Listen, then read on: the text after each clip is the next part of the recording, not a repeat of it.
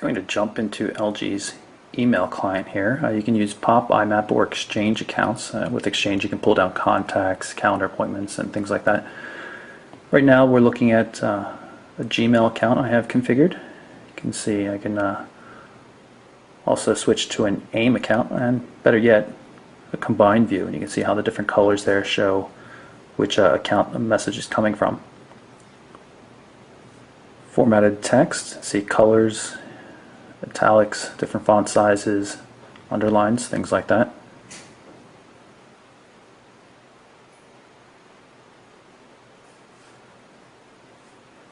Full HTML email support, multi-touch zooming.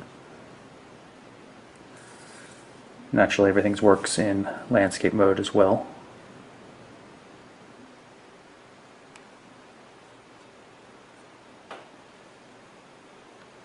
Just long press on a message to get some options to it, such as setting it as unread. Pretty nice email client in general. Let's take a look at the home screen, see if we can find a nice email widget to go with it. Here we have a couple to choose from. And there it is. You can see the messages we just looked at. And there's that test I just marked as unread again.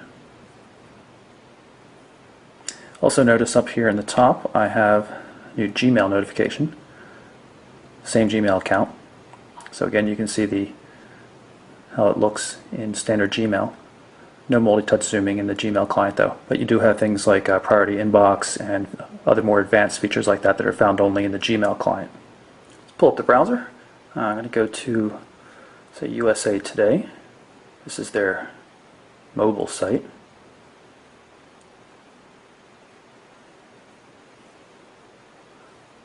Pull up a different window. Already have some preloaded. You can see there's mobileburn.com.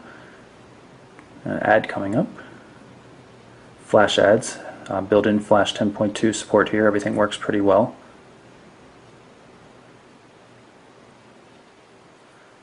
Multi-touch zooming, of course. There's also double tap intelligent zooming. Still loading the page though. There we go.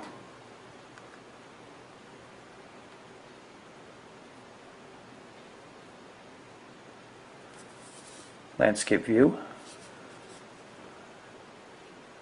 And you can see we should be able to play the embedded YouTube video. And our lovely new intro.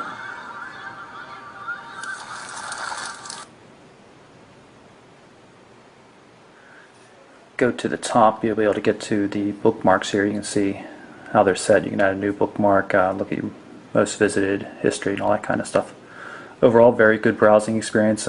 Speedy, very colorful, responsive, and full flash support, and a nice 4-inch display as well. I've got the camera pulled up so you can see how it works. Quick to focus. A little bit slower to take the actual photo.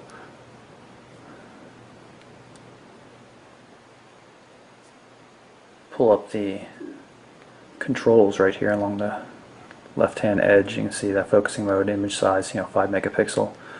Bunch of different settings. Turn on geolocation. Switch to video mode, and we have access to 720p HD video here.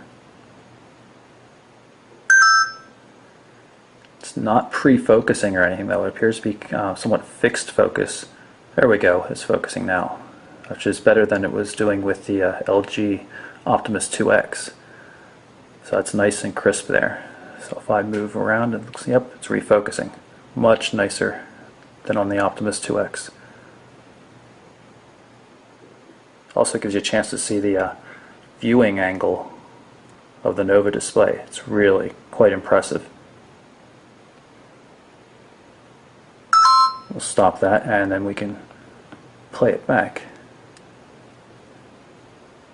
Focus. There we go. It's focusing now, which is better than it was doing with the LG Optimus 2X. So that's nice and crisp there. Good frame rate as well. It's refocusing much nicer than on the standard gallery application here. You can see some of this stuff is pulled in. Album art. These are things that were pulled in from a Picasa account, which is kind of handy. There's also some gesture controls for using within the gallery application, just like there is for music and a couple other different apps. And while on the subject here is, you can see some of the controls, cursor control, rearranging things on the home screen, music controls, video controls, accepting calls by shaking and holding the G button, a lot of different things here. I'm going to demonstrate the software keyboard by using this social networking widget.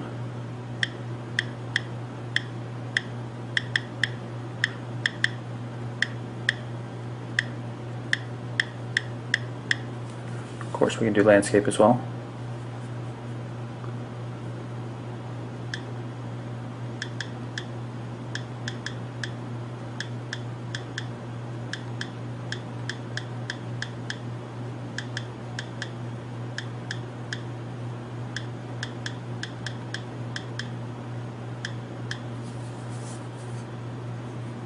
And I can check which services I want to go out on. It's going to go to Facebook and Twitter both. I'll just post that.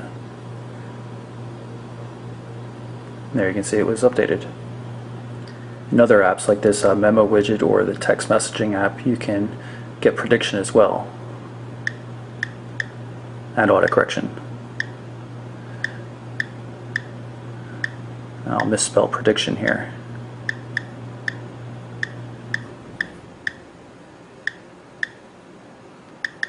And it still corrected it quite easily.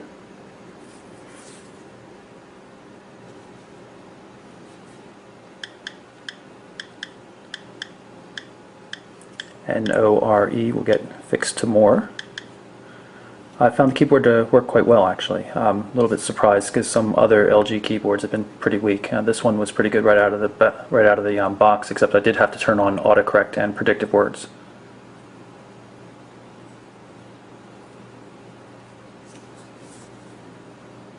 And now my notes updated there on the home screen. And just because I forgot to show it to you before, watch the cursor control. Tap on the phone to move the cursor, basically banging the cursor around the screen. Kind of handy. As promised, a side-by-side comparison between the Google Nexus S with a Samsung Super AMOLED display and the Optimus Black with the Nova display. You can see the Nova display in the right is definitely brighter. Colors are a little bit more accurate too. A little bit of a blue cast here on the Samsung display.